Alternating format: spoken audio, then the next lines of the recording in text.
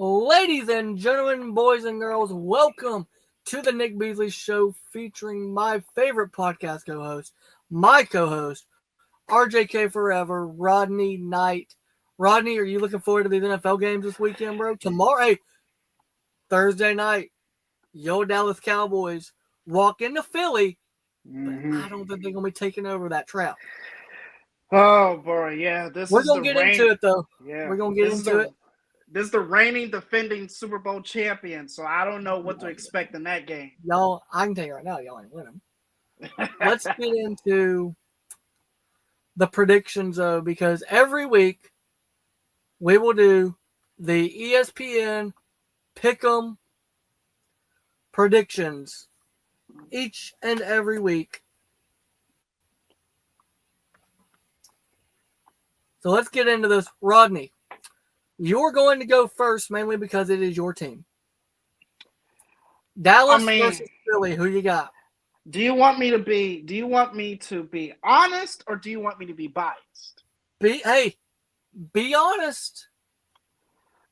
As much as this team really damages my heart and my soul every single week, especially with the topic we're going to talk about in just a little bit, I'm a ride or die with my team, so I'm gonna go for Dallas. Yo, so you're picking Dallas? Yes.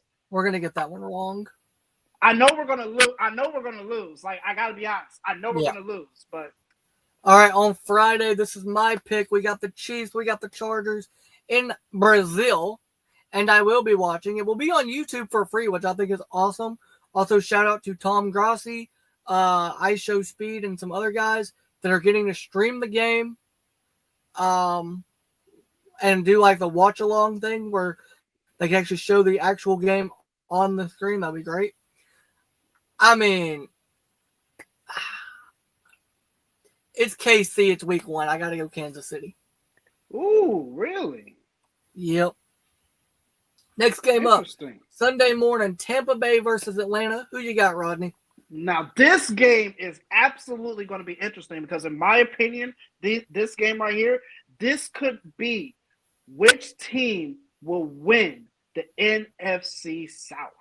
These are the two teams right here that we care about, the Falcons and the Bucs. We don't care about the Saints. We don't care about the Panthers. Shout out Herb. Hey, we got Shout out Herb. I know it's Herb with the biased comment. Here's the thing we got to realize. We're in the presence of history. Mike Evans is trying to become the first player to get 1,000 yards in 12 straight seasons. That's something we're going to have to look out for this season. Yep. You know Baker Mayfield is going to look for him. You got Bucky Irving in the backfield. Everyone's all hyped about Bucky Irving, especially on my fantasy team. Shout out Bucky Irving. So as much as I want to root for my down south, dirty South Atlanta Falcons, this is the team that I think will win the NFC South. I'm going to go with the Bucs. Okay, you're going Tampa. Yeah. You are going Tampa. I like it. I like the pick. Now, next pick, my pick. Bengals versus Browns. Listen, I know the Bengals are like 1-11 in the first 2 weeks of the season over the last few years. I know that this team is never ready to play week 1. But if you think I'm about to choose Myles Garrett and Mason Graham to harass Joe Burrow for 4 quarters, you're absolutely right. I'm picking the Browns. And here's why. The only reason I'm going with the Browns, I don't care. I watched the starting offensive line for the Bengals in the preseason. They can't protect Joe Burrow. True. I mean, I don't know. Do you remember the Commanders-Bengals game that was on ESPN like 2 weeks ago or 3 weeks ago? Yes. Bro, they had Joe Burrow running for his life.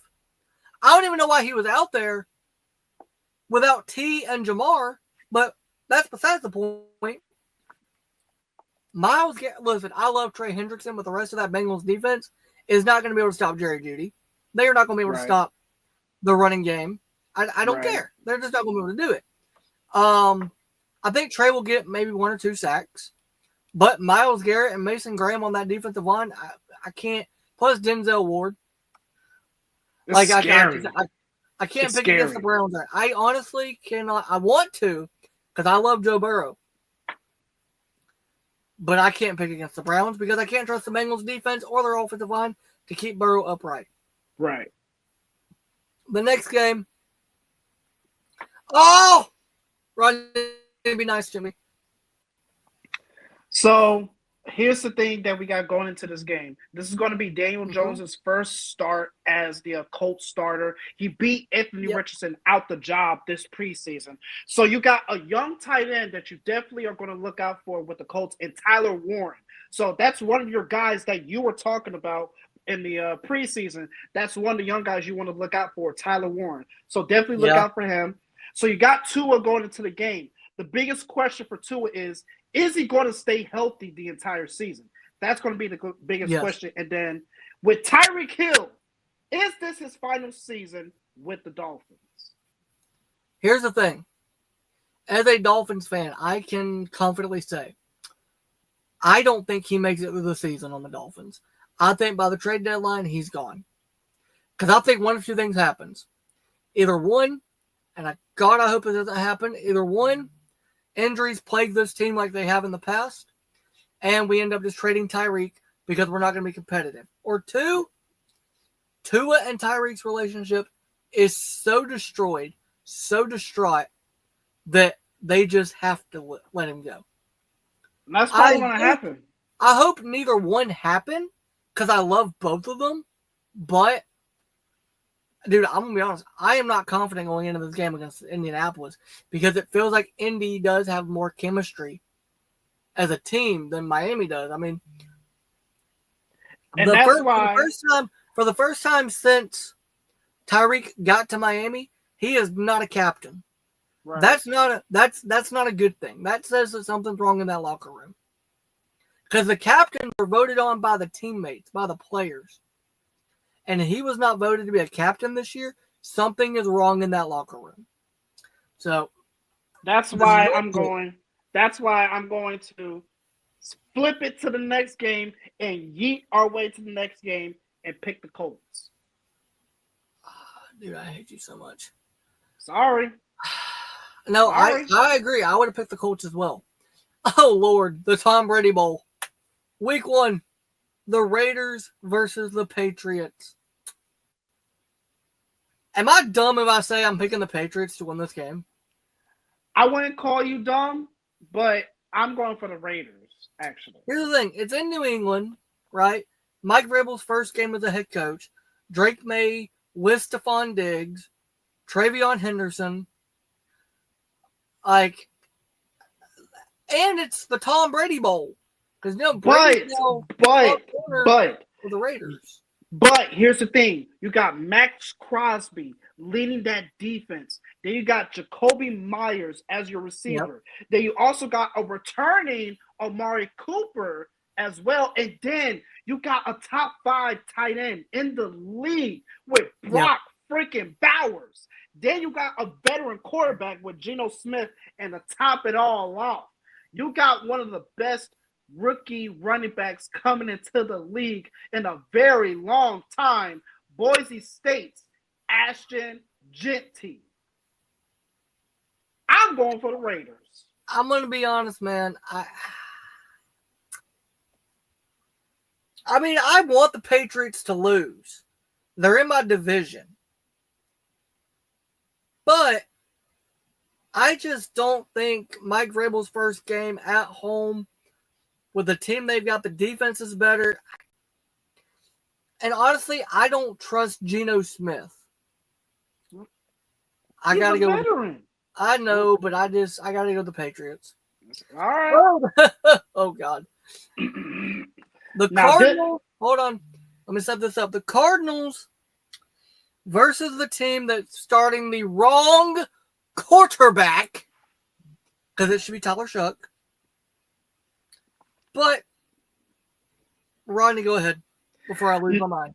Now, excuse my language, fans, for everyone that's watching. This game is definitely going to be, in Jim Cornette's famous words, a clusterfuck. of a game because I don't think this game is going to be that good. I mean, you got Kyler Murray. I'm not even going to watch it. It's going to be snooze fest. I mean, you still got Marvin Harrison Jr. So, and hopefully he doesn't have a sophomore slump. But I'm really not paying attention to this game. I think the Saints are going to be the worst team this year and going to get the first overall pick next year. And they might draft baby. Garrett Nussmeier. It could be Joey Aguilar. It could be, if he comes out, Arch Manning next year. We're going to get to Arch later. I got words for Arch. Yes. But in this game, I'm going for the Cardinals. All right. And by the way, I said it was going to be Nussmeier because his dad is the OC of the Saints. And he's from the area. Like, he's at LSU. So, oh, Lord. I get the Rogers Bowl. Can I not pick this game? Can I pick both of them to lose? No, pick. Pick the team. Pick. I'm going to go Steelers because I trust Tomlin more than I trust anything the Jets got going on right now. Fair and that's point. All I'm going to say. Oh, you got the division rivals. Your division. Okay, so one of the young quarterbacks, he's one of your guys, but he's not playing. So you got Jaden Daniels versus Russell Wilson. Russell Wilson's first game as the starter for the Giants. Should be Jackson Dart, by the way. Just saying. So everyone is asking for Jaden Daniels. Is he going to suffer a sophomore slump? Is he going to be up there in the MVP? Was Washington's year last year a fluke? So this is his first test to prove the doubters wrong that it was not a fluke, that Jaden Daniels is indeed that guy. In this game, I just think how both teams are constructed. I think Washington's team is definitely better from the offense to the defense, even though the Giants has sexy Dexy himself, Dexter Lawrence. I just still think this. You did not just do that. I just think the Washington team is just built better. So I'm going to go with the Commanders. Rodney, you're the best. All right, so you're picking the Commanders. I got you. Here's the thing. I would have personally picked the Giants just because it feels like there's less drama coming out of New York right now than there is out of Washington. You have the Scary Terry contract. You've got you don't really know who the running back one's going to be. Debo, you don't know what he's going to look like. Jaden coming into year 2. Russ is a vet, but I probably would have picked the Giants, but that was your pick. Right. All right. Oh, good Lord. Why do I get the sucky games, bro? Okay. Jacksonville versus Carolina. Again, can I pick them both? I'm kidding. I'm picking Carolina. Yeah, me too. Here's the thing, and I'll give my reason. I trust Bryce Young more than I trust Trevor Lawrence. I trust Dave Canales more than I trust Liam Cohen. Duval. That when he said it like that, when he said Duval the way he said Duval, I was out. That was so bad. You know what would have been, like the worst nightmare for me would be right now? Is if Liam Cohen and Kalen DeBoer were on the same coaching staff. I feel like I wouldn't be here anymore.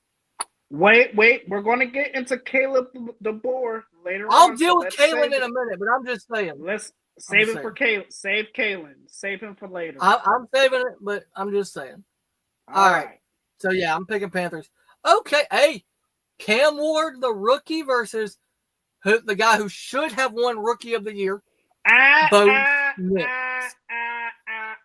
Don't disrespect my LSU quarterback. Pipe down. Hey, I didn't say. I said nothing bad about Jaden Daniels. I said both should have been. But let's kick it up a notch in this game. Okay, Cam Ward. Who does he have going into this game? If I'm not mistaken, isn't this a team that was a top 5 defense in the year last year? Are we playing against a team that has the reigning and defending defensive player of the year and Patrick Surtain Jr.? Yep. Do we have a young quarterback who could potentially in the future be a top 10 quarterback with a quarterback guru in Sean Payton? Does this team... Bo Nix is already top 10, but okay. No, he's not. Is Cortland Sutton on this team as well? Do we have a good, constructed offense and defense who can make it back to the playoffs this year? Yep. Yes, we do. Cam Ward, I respect you, my brother. I respect for what you did at the U. Hey, all congrats to what you did in college. But, bro, this is going to be your welcome to the NFL moment. You're going to go up against one of the top 5 defenses in the league with Patrick Surtain Jr. I'm going to go with the Denver Broncos. Thank God. I thought for a minute you were going to go with the Titans, and I was going to have to just pick for you. Nah. All right, we got the oh Lord. Hey, there we go. We got I love how this sets up. Oh, I love how. Do you see how this is going to set up, Rodney? This is going to be good. This could be good. It'll be a great segue into our next segment as well. Oh, this is Lord. great. All right, we got the 49ers versus the Seahawks. Brock Purdy, George Kittle, hopefully a healthy Christian McCaffrey. Mainly because he's on my fantasy team. One of. Brandon Ayuk won't be there. Ricky Pearsall will. I'm going San Fran. I don't trust Seattle and their defense. Rodney! Rodney! How you doing, buddy? I need you to answer this question. And by the way, for context, guys, if you don't know why I'm laughing, Rodney here is a Cowboys fan, and something happened earlier actually last week, between the Cowboys and the Packers that involved a Cowboys player. Y'all know what happened. We'll talk about that in a minute. Rodney, who you got? You got the Micah Parsons Packers or the Detroit Lions in Green Bay? You're really gonna rub it into me like that? Is that what we're doing? Hey, hold on now. Have you not been rubbing in the Bama loss to me? We're gonna get into that later, but we're gonna get into it later. Okay. So Detroit. Man, oh man, what could have been last year if your defense was not hurt. So, But also here's another thing: your offensive coordinator and your defensive coordinator are all gone because they're now a head coach. Ben Johnson to the Bears. Aaron Glenn to the Jets. Now, how's the team going to look with both of those guys? But here's the thing. You still got, Sonic and Knuckles of your running back with Jahmyr Gibbs and David Montgomery. You still got them. Yeah. You still got a top 5 receiver in the league in Amon-Ra St. Brown. You still got a top 5 tight end in the league with Sam Laporta, who's also on my fantasy team. Put up those numbers, Sam Laporta. Clock it. So, hey, Sam, if you want to sit out this week, we're good, bro. You don't want to have to deal with Parsons. But then here's the thing. With this defense completely healthy, this is arguably the best defense in the league. I really think this game is going to be close.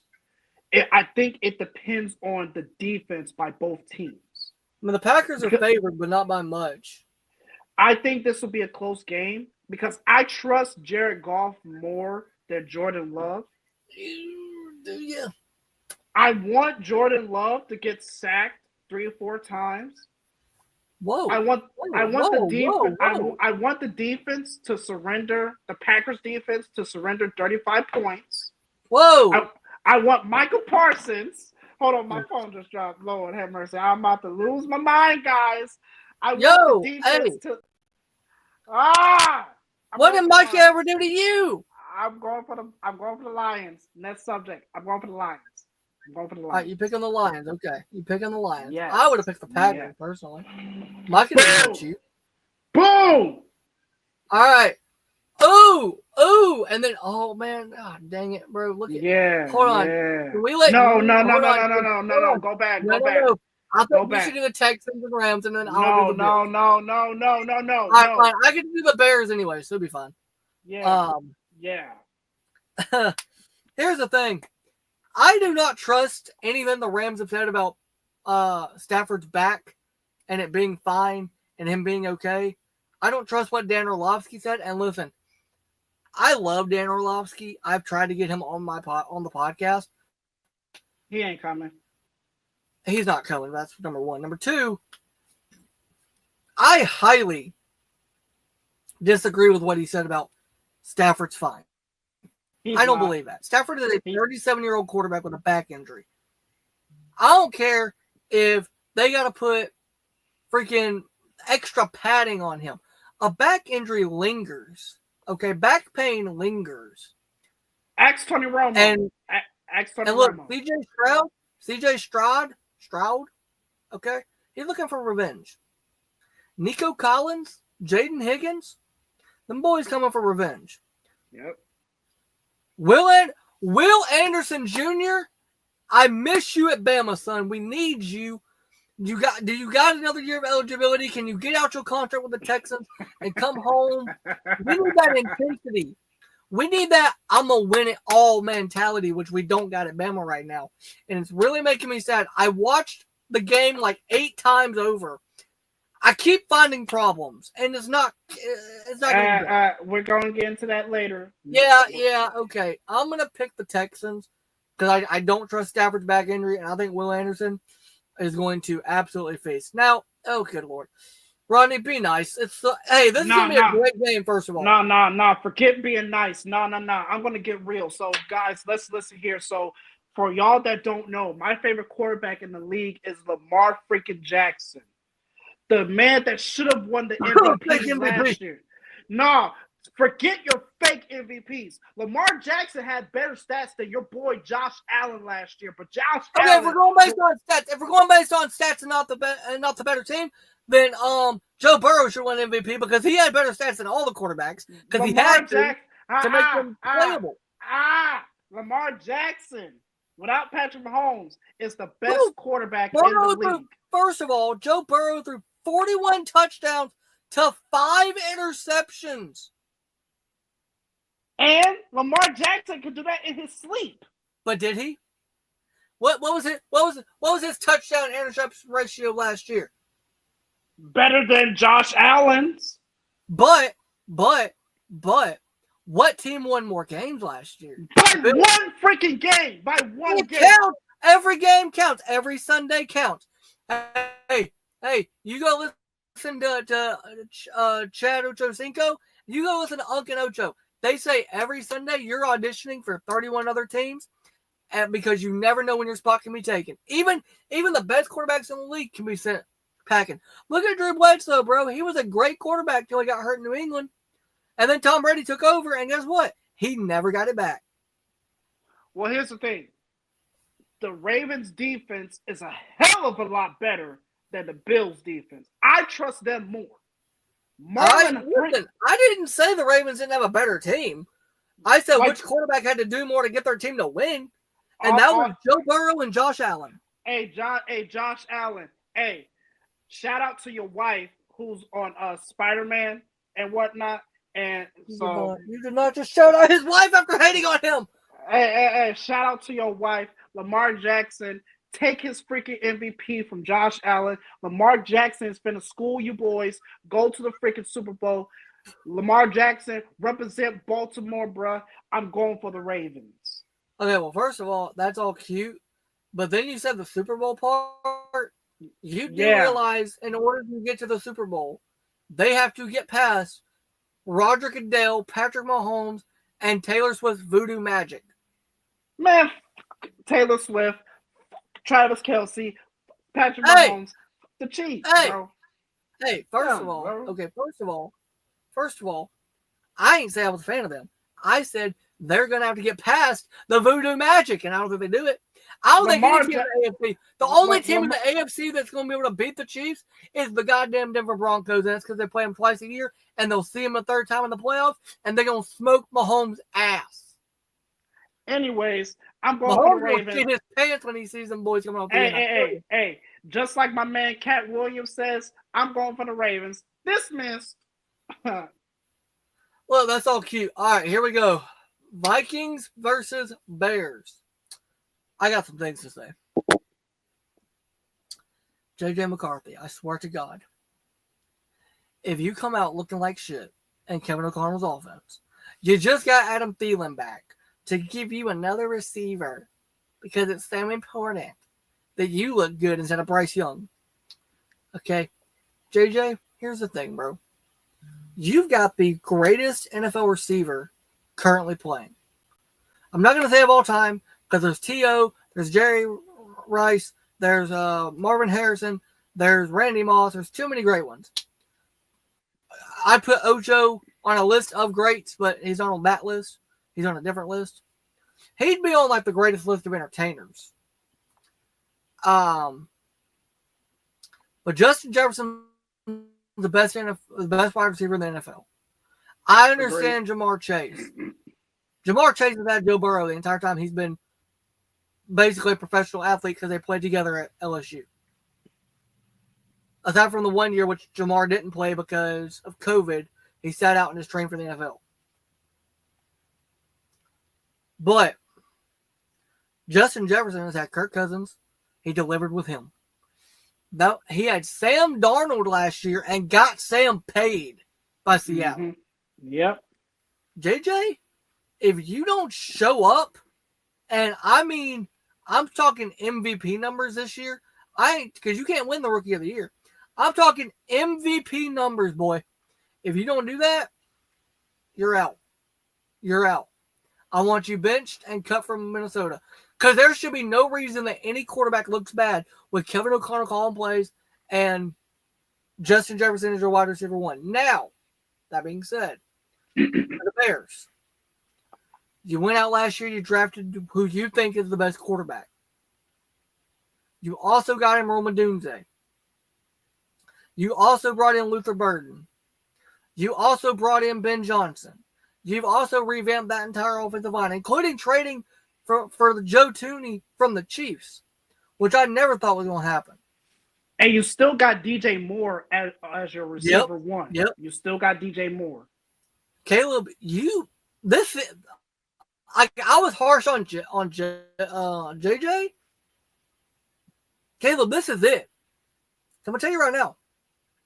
If they had the option to cut you or fire Ben Johnson, they're going to cut you because they want Ben Johnson.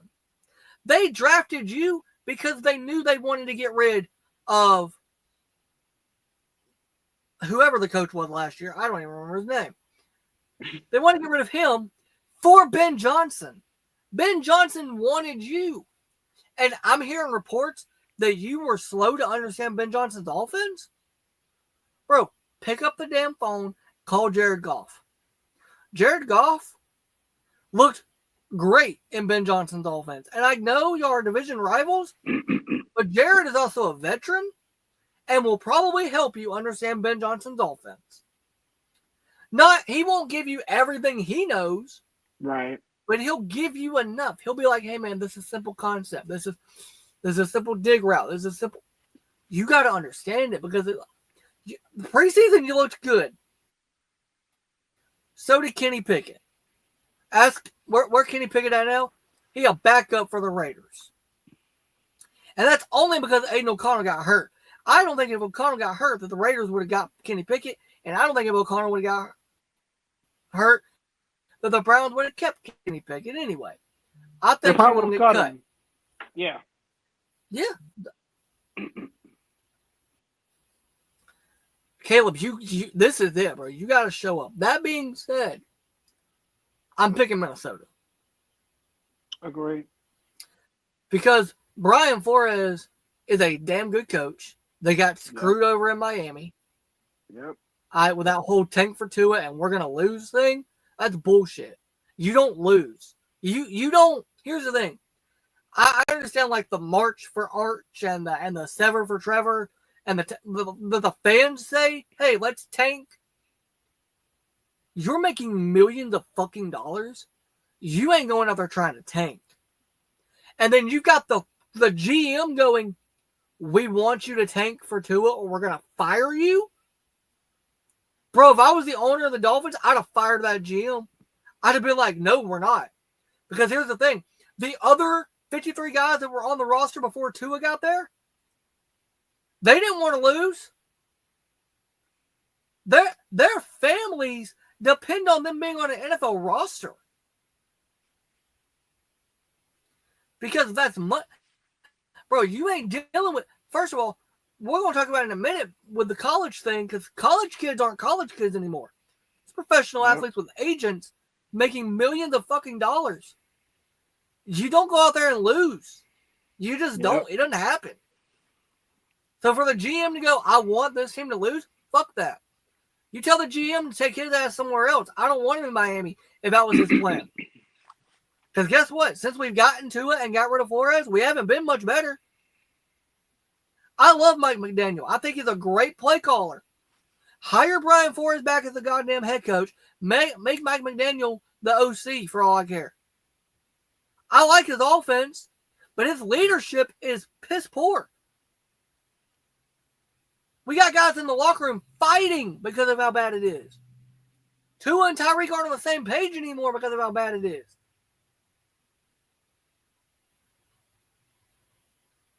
All right, so Rodney, we got a tiebreaker here. How many total points do you think, I'm going to let you do this one, will be scored in the Vikings versus Bears? Well, like I said, both teams have constructed solid offenses. And they got, solid, average, below average, maybe above average quarterbacks with J.J. McCarthy and Caleb Williams. Yep. J.J. McCarthy's first game, his first game in the regular season, period. Obviously, there's going to be some jitters. It's his first game as a starter. I mean, you still got Justin Jefferson. You've got Aaron Jones as your running back. And you also and you still got one of the best tight ends in the league with T.J. Hawkinson. And then you have a pretty good defense last year, who I believe led the league in takeaways last year, if I'm not mistaken. So you have a pretty solid, a pretty good defense, just like you said, led with Brian Flores, who knows what he's doing on the defense. So as much respect, as much respect that I have for Ben Johnson, I think the Vikings are going to win. It's not going to be like a blowout. I'll say prediction-wise for Minnesota and Chicago, Minnesota will win 27-17. Okay, so because it's total points, not a score prediction. So let me do the calculations real quick. That's 54. No, 44. 44. Yeah, 44. All right. So you think 44 total points will be scored in the game? Yes. All right. Let's submit picks. Yeah, no, I'm good. I don't want to enter that. Okay. Okay, Rodney, we are back to just us. We don't have any shared screen. Let's get into. I'm so ready for this.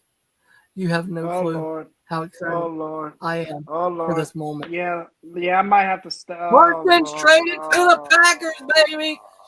Parsons said, I'm out of Dallas. Get me the hell out of town. And went to the Green Bay Packers.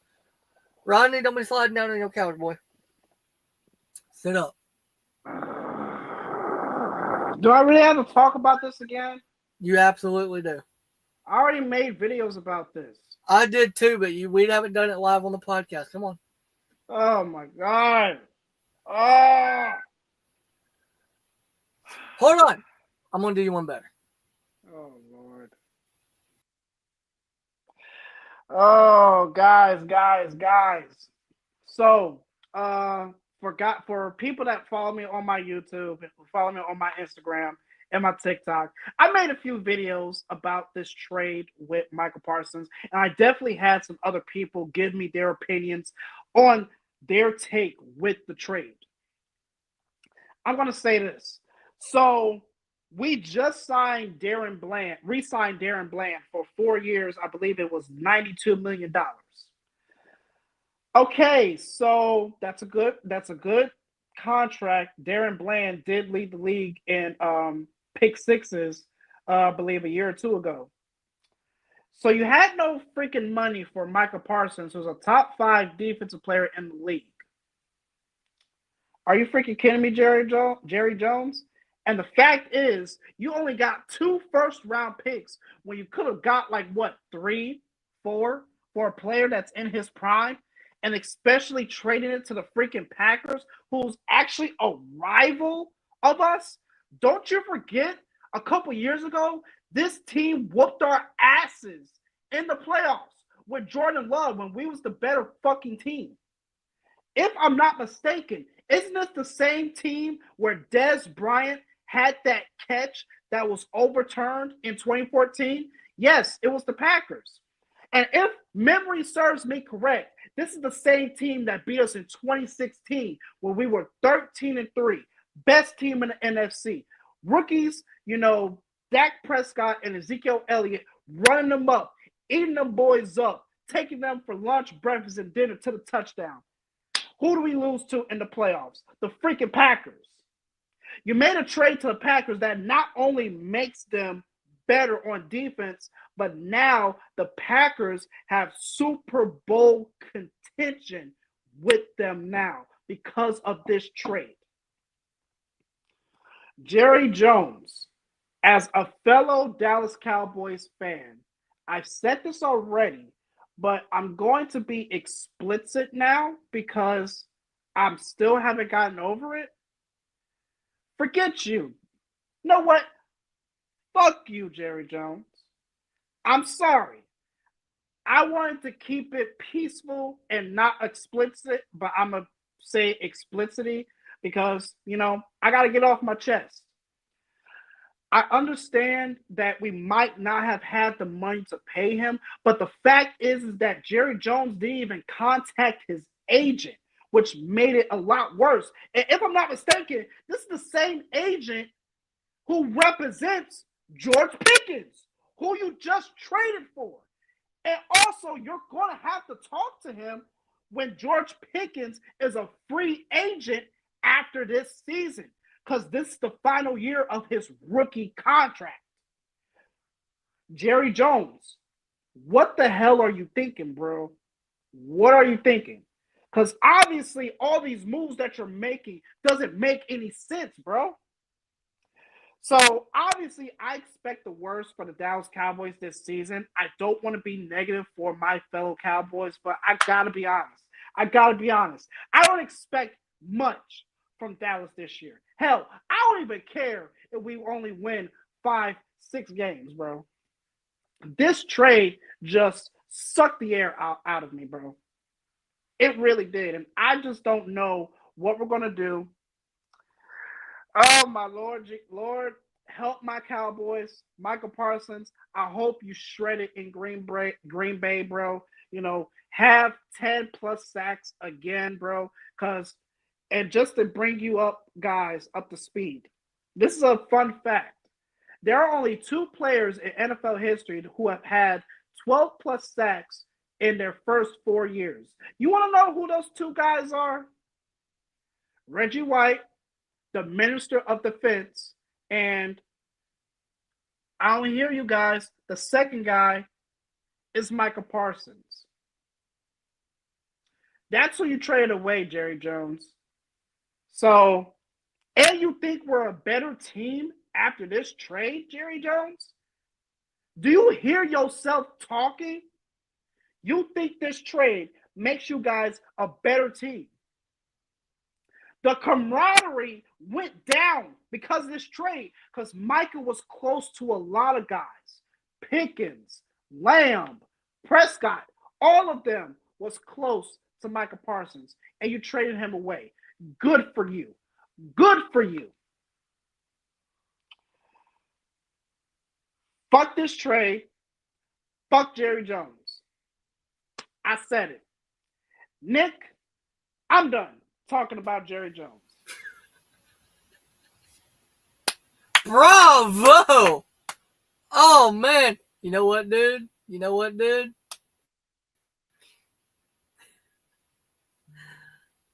I couldn't have said it better myself. You okay, buddy? You feel better now? Now, everything that I got out, oh, I bet you it's going to be a lot worse in one of the next few topics, which I'm going to drop. Oh, the next subject I'm going to just, dude, I may cry. Yeah. When I saw this, dude, when I saw this trade go through, immediately I didn't even think of like, you might be at work, might not be a good idea.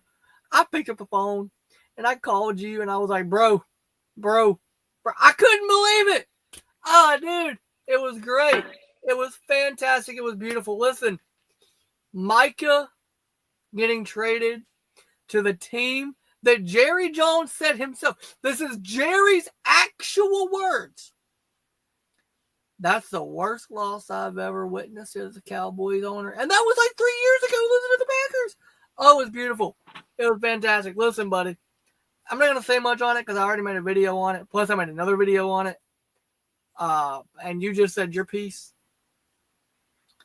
But I've thoroughly enjoyed that. That was great, dude. That was genuinely, that was great. I was passionate. I felt your pain. Yeah. I laughed a lot. Yeah. Hey, it's okay. Jerry won the negotiation. He didn't have to give up $47 million. 47 million. It's like what Adrian McCarron just said a few minutes ago on the Bama Standard, bro. Like, hey, $47 million a year to go get the quarterback. And he's earned it. Jerry didn't have to do it. Hey, Jerry won the negotiation. Right? All right, let's get to the next topic at hand. And Rodney, you kind of set it up for me there. Yep. Go ahead. Yeah, you can Alabama gets ran through. I got my time. The floor is yours. Go ahead. Yep.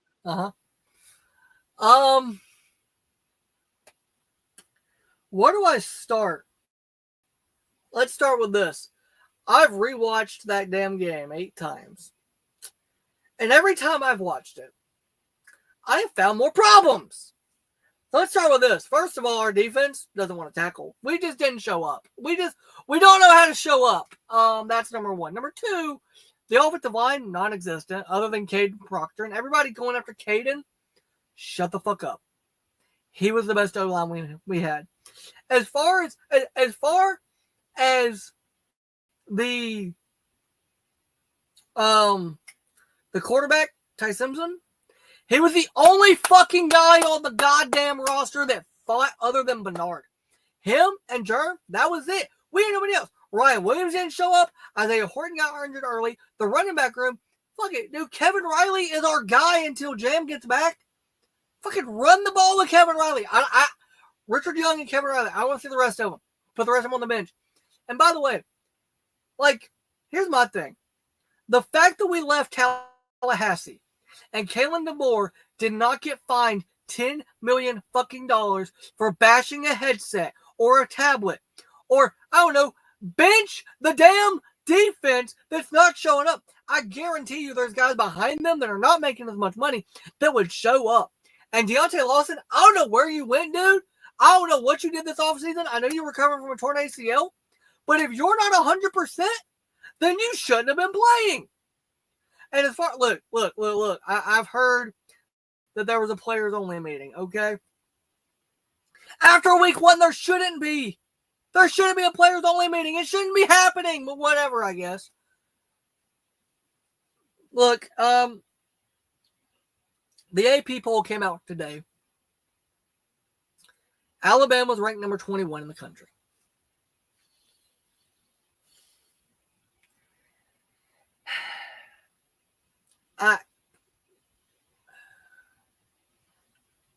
We're a lazy team.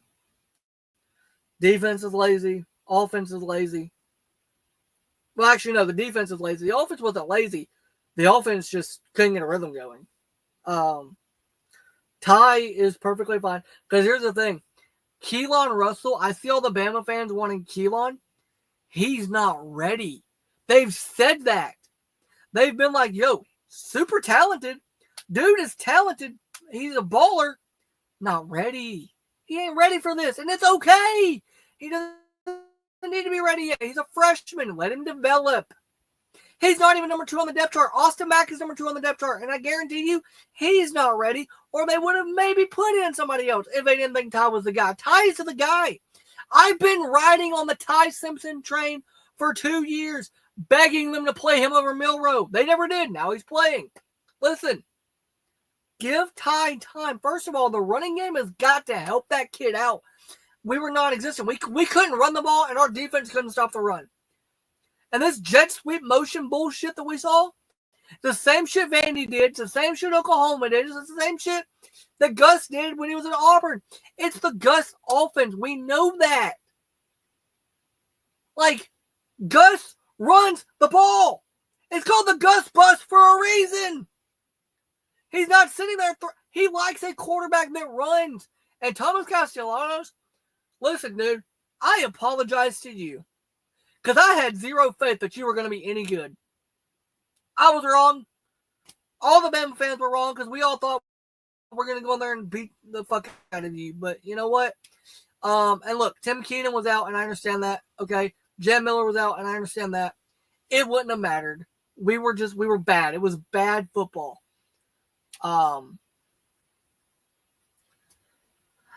Unfortunately, it was just bad football. I'm going to watch this Saturday. We're playing ULM. I'm not expecting much. The true test, we will not know if Saturday was a fluke until the Georgia game. Because that's the next time we're going to play a team that can run that type of offense and run through our defense. So that's all I got to say. That's it. Rodney, what's up, dude? Fuck you. Fuck you. Okay? Fuck you. So, you took the words out my mouth, Nick. Pause. But hold on. I do want to say this, though. I do want to say this real quick. For everybody calling for Kalen DeBoer to be fired, well, first of all, I was not a fan of Kalen DeBoer from the start. I literally said we shouldn't hire this guy. I didn't trust him from the start. But it's a $70 million buyout, plus buying out the contract of whoever we end up hiring, plus buying out the contract of the coordinators, then paying the guy that we end up hiring, paying his coordinators. So a $70 million buyout turns into like a $110 million buyout. The only schools that can do that are in Texas because they've got oil money. Alabama can't do that. We spent $20 million, actually no, less than $20 million on NIL this year. We don't have the finances to go back to the boosters and go, we need $70 million because we hired the wrong guy 2 years ago. And actually, after that, we need another $30 million because we got to hire the right guys. We can't do that. Look, I didn't like Kalen from the start, and I said that. Deal with him. To be fair to Kalen, in year 3, he did take Washington to the national championship, and I believe that the Bama team next year will be better than that Washington team was. So let's get through this year. Let's give a reset, and let's see what he does in year 3. Because year 3 seems to be the time for these coaches and the cultures. Now, I've heard the culture sucks at Bama. I don't know if that's true because I'm obviously not there. But, hey, Kalen DeBoer, if you need somebody to come in there and kick your ass, call me. I'll happily come kick your ass because I ain't scared of you. I'm scared of the dudes we got on the team. Although they played like toilet paper, fucking Charmin soft toilet paper, lazy. They probably couldn't catch me because all they wanted to do was jog. But I mean, dude, we can't get rid of Kalen, and Ty's not the problem. The talent's not the problem. We got talent. The problem was effort. We just didn't try. The offensive line didn't give a fuck. Caden Proctor was the only good old lineman we had, and even he shit the bed in the fourth quarter. Kind of hard to keep it going when he's trying to block 2 guys at once because the guy next to him at left guard can't do shit. So he's trying to block 2 a pass rusher, plus a defensive lineman, plus a linebacker coming on a blitz. Caden's getting beat the fuck up. And I applaud him for trying. At least he gave some type of effort. That's more than I can say for the right whoever the right tackle is. Take your ass to Auburn. Because that's the school you belong at. And by the way, Cam Newton, shut the fuck up. Shut the fuck up. Johnny Manziel, shut the fuck up. We don't want to hear they should keep Kalen DeBoer from guys that are fans of other teams. Screw you, Kalen DeBoer. Before that, they allowed 254 rushing. I know the number, Rodney. I didn't need you to remember that. And allowed 4 rushing touchdowns. Rodney, I will mute your mic.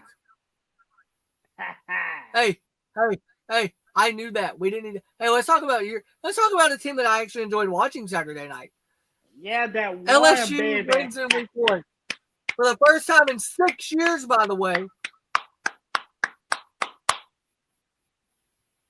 don't clap like that. Yeah, Garrett Nussmeier had a good game. Completed over 70% of his passes with a QB rating of 82.7 and had a good performance with no mistakes. Compared to Cade Klubnik, I wouldn't say no mistakes. He didn't have as much mistakes as Klubnik. But the thing is, with Klubnik, he had the same amount of passing yards as Nussmeier, but he didn't throw a touchdown. He did have an interception, and he had a very, very terrible QBR of only 31.4. Well, that's not good. When you spend north of $30 million on your defense, you're gonna have a good defense. So, and that's what LSU did. LSU went out and spent over $30 million on the defense. I will admit, because Brian Kelly knew he had to fucking win this year. As much as I don't like Brian Kelly, and I will admit, to a certain extent in that fourth quarter, I seriously thought that we were going to blow it once again. I will admit. But thank God that the defense Thank God the defense did not allow Clemson to catch up. But, we got the win. We got the W. We're now in the top 5 in the AP poll, top 25. We're actually number 3, actually. Behind Penn State, who's number 2, and number 1, the Ohio State University.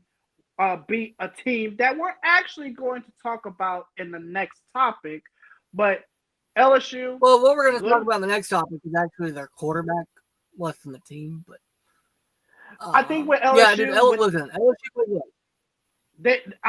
Here's the thing: their toughest test, their true test, is obviously just like it is every single year, Alabama. That's going to be the truth. Who do you think is going to be the true test for LSU this year? I think the true test was Clemson. Because Clemson's defensive line is a legit top 5 defensive line in the national or in college football. Clemson is a legit team. Alabama is always our kryptonite. Besides, 2019 with Joe Burrow, Justin Jefferson, and Jamar Chase, Alabama is usually always our kryptonite. But here's the thing though. Think about it this way, dude. When have you ever heard anybody, and I mean anybody, talk about Bama the way they've talked about them this week? When you ever heard national media go, that team's soft? They'll fucking do that. Even last year. Yeah. We were up and down, but they were like, they're not soft. This year, we're soft. I think Florida State exposed a lot. Now, the good thing for us is Garrett Nussmeier is not a running quarterback. He is a pure pocket passer, which he can run, but he likes to be in the pocket. If we can get a lead and our defensive ends, LT Overton, if he can feast, we're good. But I'm telling you, I struggle to see us having shit, dude. Looking at the Bama schedule, I see 2 more wins. Legit. You got Auburn, you got Tennessee, you got LSU. Here's the thing: the 2 wins I see. Actually, no, I'll give them 3. 3 more wins. 3 wins. ULM, Wisconsin, Eastern Illinois. Every SEC team can beat us because their defense is better. Tennessee. Well, hold on. I'll give us Missouri. Never mind. Missouri can't beat us. Yep, you got Tennessee, Auburn, and LSU. The only thing that's going to save us with Tennessee and all. Here's the thing. So we go to Georgia. That's a loss. I trust nothing about the Georgia game. That's a loss. It's UGA. Come on. It's UGA. Vanderbilt after that, I think we're going to be beat up from the Georgia game. So similar to last year, and I think that's going to be a loss because Pavia can run. South Carolina is going to beat us. Lenore Sellers is the best passer of the mobile quarterbacks in the SEC, and he can run through people. And our defense is already Charmin Salt. What about the Iron Bowl? Dude, I don't care if we're 11. I don't care if we're 10-1 going into that game. At Auburn, listen. It doesn't matter. We could be 10-1.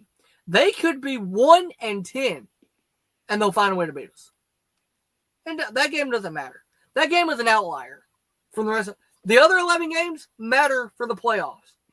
That one game can fuck everything up. Also, I don't trust us against Oklahoma. Even though it's at Alabama, I don't trust it. We're going to lose to Auburn. It's at Auburn anyway, so that's already a deficit. And then Jackson Arnold can run. So that's any team you name that we play in that has a running quarterback, chalk it up as a loss. Tennessee, I don't know about Joey Aguilar is good. Syracuse defense is really bad. Strong. But Syracuse defense is really bad, and I think Bama's got a better defense than Syracuse. But here's the thing: we just got to remember that. You remember that play where he ripped Joey Aguilar? He ripped that 73-yard touchdown. Yes, I remember the play. I watched the fucking game. That was a thing of beauty. I saw the game. I remember the play. Okay. All right, we can move on to the next one. Next topic. Stop talking about Alabama. Ha ha. Ha ha. Arch struggles. I'm just going to say this real quick. No, he did not play great. I'm convinced he's adopted. He is not a Manning by blood. If I am Peyton Eli, listen, if I am Peyton and Eli, I'm telling people that bitch is adopted. He ain't got our blood in him. Hell no. No. Look, if it looks like a duck and it quacks like a duck, it's a duck. Arch don't look like a Manning. He don't sound like a Manning. He's not a Manning. I don't believe it. Arch's real parents are somewhere in hell, for all I know. His real parents could be in like California, and they're like, "Hey, we're gonna move you to Louisiana, and you're gonna be part of the Manning family, so you can learn how to play quarterback." Only so all this hype will get brought up, and we're gonna let them adopt you, so you have their last name, and then you're gonna suck, and they're gonna be like, "That bitch was adopted." Oh my god. In all seriousness, Arch will be fine. It was at Ohio State on the road. First, the Big 12 kickoff game, first of all, or the Big Noon kickoff, whatever it's called. And you had Lee Corso's retirement. Shout out to Lee Corso. Oh, wait, bro. 6 for 6 on his picks going out. He still has his fastball. Hey, Lee, I'll text you my number. You send me your picks. I'll DM you on Twitter when you get one. Or actually, I'll just DM Herb. I'll just DM Herb Street like, "Hey, man, I know I hate you, but like, can you send me, Arch's or not Arch, but Lee's number? Hey, still got his fastball. He ain't doing that. But let me get to my opinion. Yeah, he was absolutely overhyped. He absolutely lacked the calmness that you would see of a Manning. When you saw Peyton and Eli play, they always had that swagger. They always had that cool, calm demeanor all the time. Arch did not have any of that. Now, I will say, we did see some of his athletic ability against that Ohio State defense. I mean, Here's the thing. I think that's one of the reasons why a lot of people have so much hype for Arch is because the one thing that he has that Peyton and Eli don't have is the ability to run. Yep. He's pretty fast. He's not like Lamar Jackson fast or Jalen Milroe fast, but Arch, man, he can run. He can run. And look, his mom was a track star and his dad was a college wide receiver. So until he got hurt. So yeah. But here's the positives that you could take away from that Texas game. Texas, with this against the reigning defending national champs, with one of the best coaches in college football in Ryan Day. There you have arguably the best receiver, not just in the Big 12, but the entire college football in Jeremiah Smith. And you damn near shut him down in this game. They did shut him down. They shut him down. And they only allowed 14 points. So that's a positive that you could take away from this game. But let's look at the negatives. You only scored 7. The supposed number 1 ranked team in the top 25 only scored 7 points. And remember, this is the guy that's supposed to be the front runner for the Heisman Trophy. What's his name? Paul Feinbaum. You kept saying, oh my gosh. No, not tonight. Don't mention Feinbaum tonight. Feinbaum calling people out. Don't mention his name tonight. He's supposed to be the savior of college football. Oh, he's going to be the Heisman. Oh, he's going to come out this year. He's going to be number 1 overall. Well, what happened to your God savior week 1 against Ohio State? Oh, he came back down. Working on it. It doesn't matter. Look at all these guys who had to, take the place of their famous uncles and their famous dads in college football. Ray Lewis's kid. You had Jerry Rice's kid. Okay. So many of these guys has had the pressure to live up to their families. And they didn't. Arch has that same thing, but will Arch live up to their names in college? I think he will. Is he going to bounce back? Yes. Here's the thing you have to remember about Arch. Peyton never won a national championship. I don't think so. I could be wrong. I don't think he did. Eli, I don't believe ever won. They won. Tennessee won a national championship, I believe, the year after he left. Their quarterback was T. Martin. Yeah. Now, they won conference titles with Peyton, I believe. Eli never won a national championship. Nope. Because to his fairness, he was there at the start of the Saban dynasty with LSU. Archie, I don't believe ever won a national championship. Their grandfather. But he was the number 1 pick. Yeah. To the Saints. God help him. Here's the thing. If Arch plays great the rest of the year and does come out for the draft, this is another reason why I think it's going to be Garrett Nussmeier. I don't think there's a chance in hell that the Manning family is going to let Arch go to New Orleans. I know it's in their backyard. I know it's hometown. No way in hell, because of what happened to Archie in his pro career in New Orleans. There's no way in hell, dude. It ain't going to happen, I'm telling you. But Arch will be fine. Listen, it was on the road, early kick, against the defending national champions. All the pregame popping circumstance with Lee Corso retiring. I mean, dude, Lee Corso picked Ohio State. If he had went 5-1 in his picks and Ohio State, the headgear, had been the pick he got wrong, that would have been really depressing. I think they had to win it for Lee. Yeah. But, dude, that Texas defense is legit. Texas can win the SEC if Arch can get his timing right with the offense.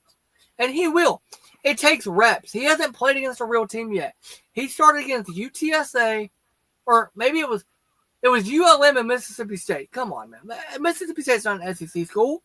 Well, he played a real team. He just did. And got his ass. And he struggled. He first of all, he didn't get his ass kicked. It wasn't a beatdown. He struggled. It happens. Plus, dude, Matt Patricia was running the same goddamn offense or the same goddamn defense that the 2014 or 2015, whichever year it was, New England Patriots ran against the Seattle Seahawks. I've seen that defense 100 times. Plus, when you have Caleb Downs on that defense, you can do that because he did it with Sherman. He did the same goddamn thing. Bro, with Malcolm Butler, the interception on the goal line, that's the same thing, bro.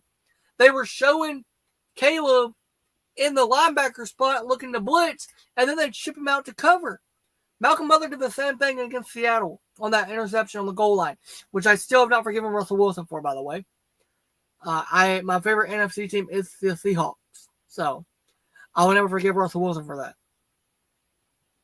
But let's talk about another piece of that Patriots dynastic run who has made the jump from NFL. And I ain't got much to say because it wasn't. I don't either. Watchable. I turned it off at the end of the third quarter. I couldn't watch. Dude. 44. Wait. Bill Belichick. So, let's say this. This was Bill Belichick's first game as a college coach ever. First of all, he started the wrong quarterback.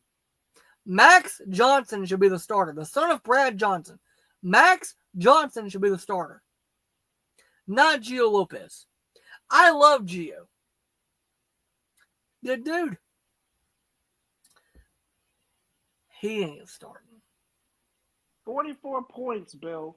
And you're supposed to be, and here's the thing.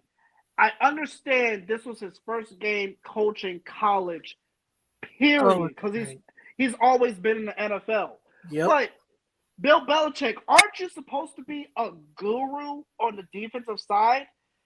You have turned bad defenses to great defenses. If I'm not mistaken, you were the defensive coordinator of the greatest defensive player of all time, Lawrence Taylor.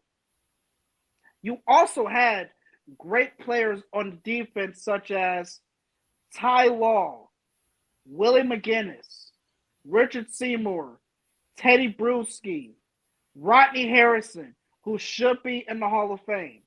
Then you got in the 2010s, you had guys as former Defensive Player of the Year, Stephon Gilmore. Then you also had Devin McCourty, the McCourty brothers, the twins. You had all these pieces on the defense, and you allow 44 points. 44 points. I don't care if it's college or the NFL. You are a freaking guru on the defense, and your team allowed 44 points against TCU. First of all, it's 48. That's even worse. I just double checked it. Hold on. That makes it worse. Hold on, I'm doing some math here. That makes it worse. Okay. How old is Bill Belichick's girlfriend? 25, 24. 24. Do you know that when Bill Belichick was 48 years old, his girlfriend was 14? I'm not kidding. Oh my God, bro. I'm not kidding. You are crazy, bro. I'm not kidding.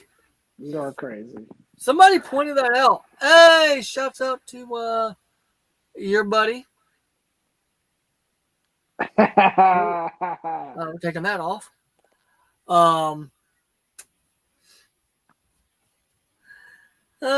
Dude. That was, listen, okay. Bill Belichick, okay. Retire, dude. Retire and go hang out with your girlfriend.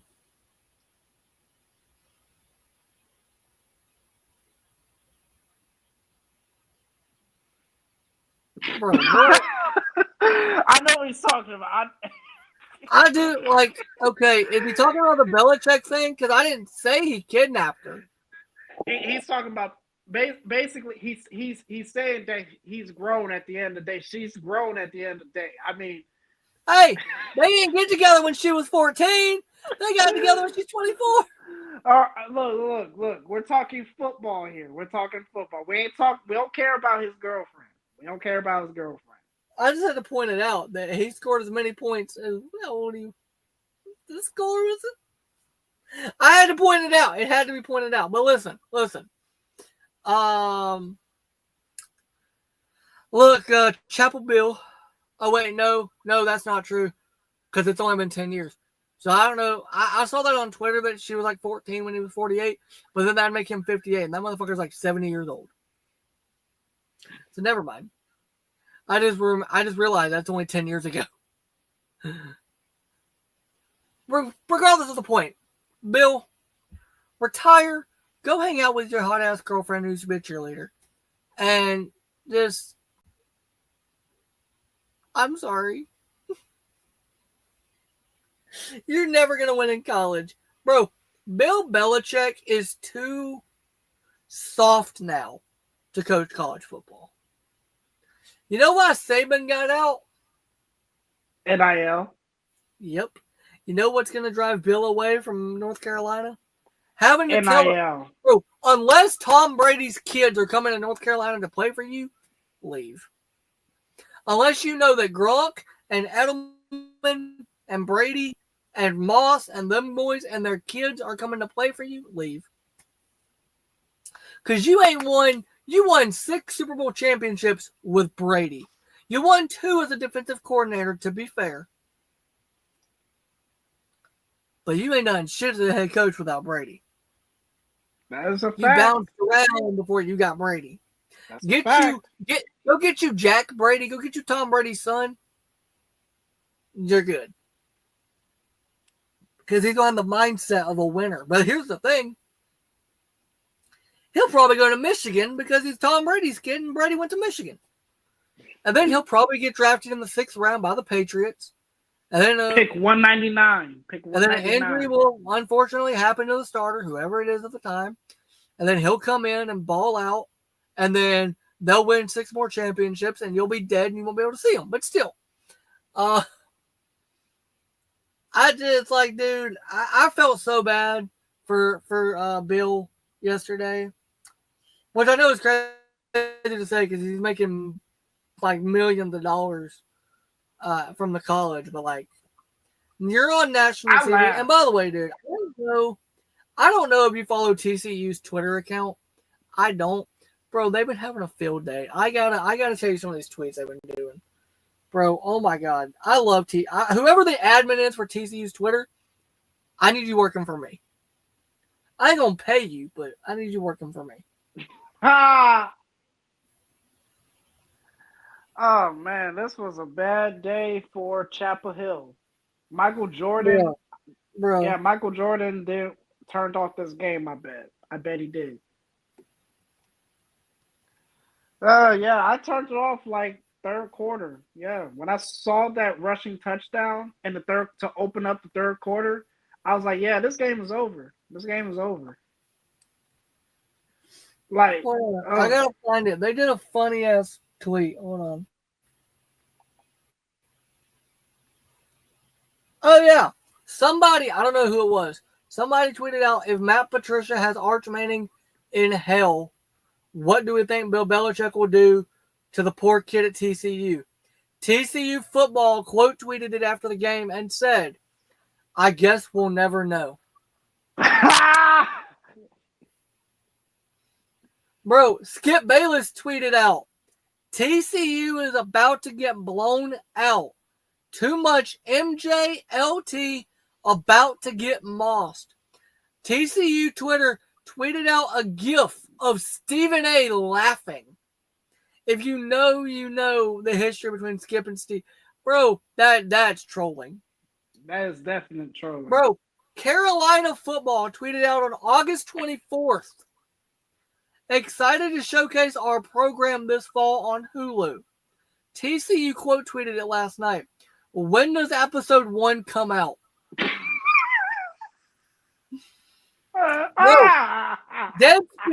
Deadspin tweeted a picture of Bill at a press conference and said, babe, wake up. Bill Belichick coaches college football today. TCU quote tweeted and said, babe, go back to sleep. He does not.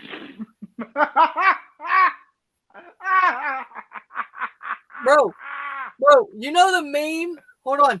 You know the meme of like Vince McMahon in the chair when he sees, like, I think it was Stacy Keibler auditioning to be his assistant? No. Reddit college, I'm not going to show it. Reddit college football tweeted it and said, the first part, Bill Belichick coaching. The second part with the head going back on Monday Night Football. The red eyes and the red face for UNC. TCU quote tweeted it. Sonny Dykes coaching on Monday Night Football for TCU. Yeah, we might have to stop it right there, bro. We have to stop it right there before they come after us, bro. They ain't gonna come. They're gonna love us. Are you kidding me? No, Bill Belichick. Bro. Okay, TCU also tweeted a bunch of memes about Belichick, about Brady. Do you remember the draft in 2020 when they had the dog? He had his dog sitting in his chair at his computer. Drafted. Yes. They tweeted like a whole reel of a bunch of different stuff and said and used the song to Taylor Swift. Look what you made me do, and said, "Look what you made me do." .mp4. I love that. Yeah, let's end it right there, Nick. If I was a betting man, I'd bet $1 billion on TCU, baby. Oh my God, just on their Twitter alone. Yeah, let's end it right there, Nick. I think we're good. That one where it said, "Babe, get up." Belichick coaches, and they go, "Babe, go back to sleep." And then the one about the Carolina football episode comes out on Hulu. When does episode 1 come out? Oh, dude, and also I guess we'll never know what Belichick gonna do. Bro, Josh Hoover ran over. Dude, that was so good. Yeah, I followed TCU football on Twitter now. I didn't follow them before last night. I follow them now. Bro, I want TCU, whoever runs the account for TCU football Twitter, hit me up. We got work to do. Yeah, let's wrap this up. Dude, my God. It was too good not to bring up. It really was.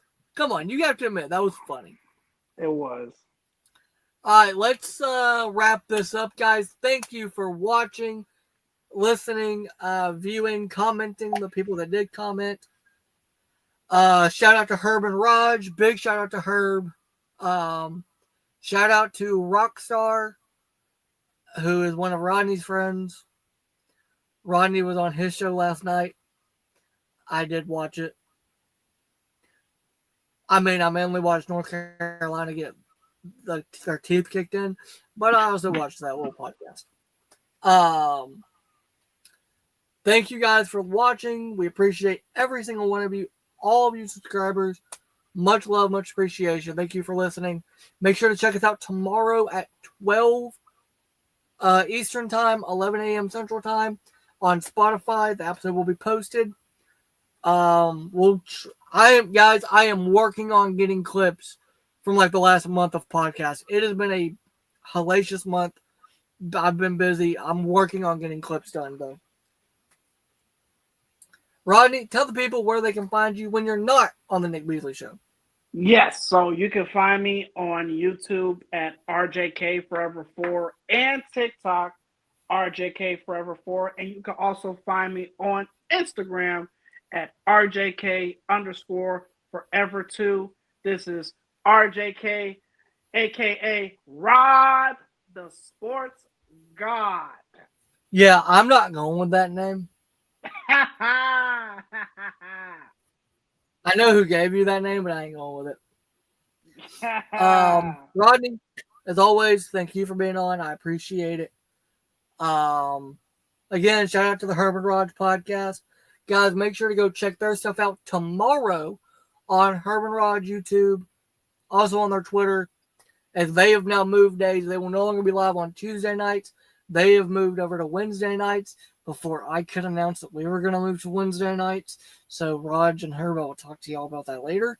But it's all good. It's all love. We'll figure it out. We'll either stay live on Tuesdays, or I am thinking of moving to a different day, but I got to figure out when to move. And what day works best for both me and Rodney. But guys, again, thank y'all. Make sure to check out our game picks from the beginning of this video. I really set that up beautifully for you to have to pick between the Packers and the Lions. I thought you would go Packers because of Micah Parsons. Man, screw the Packers, man. Micah Parsons is there though. Don't you still love Micah? He didn't want to leave, bro. That's what you don't understand, bro. No, I know he didn't want to leave. I know. It's the Packers. I love Jerry Jones, by the way. Man, end this, man. Cut the crap. All right, guys. Again, thank y'all for watching. Make sure to like this video, subscribe to the channel. Clips will be coming as soon as I can get them done. Rodney, as always, I appreciate you being on. You don't have to take time out of your week, but you do it anyway because you love it. Guys, again, make sure to go check out Herb and Raj tomorrow night. They do incredible content. I'll be watching tomorrow night. I'll finally get to watch them again because it's been a minute since I've been able to watch their show live. On a regular weekly basis, and I'm gonna get to. So, also, guys, shout out to Sports Talking with JB. His podcast partner DJ Seaway was on the show Friday. We did a video. It's already posted. We talk about the Cowboys. He's a Cowboys fan, and we laughed a lot. He laughed through the pain, Rodney. You're gonna laugh through the pain too. Yeah, I gotta wait for Thursday. Thursday night football. Philadelphia and Dallas. I'm calling you that game, by the way, at halftime. At halftime and at the end of the game. All right, guys, make sure to like this video, subscribe to the channel. Appreciate you guys for watching. Love y'all. Thank y'all. Bye.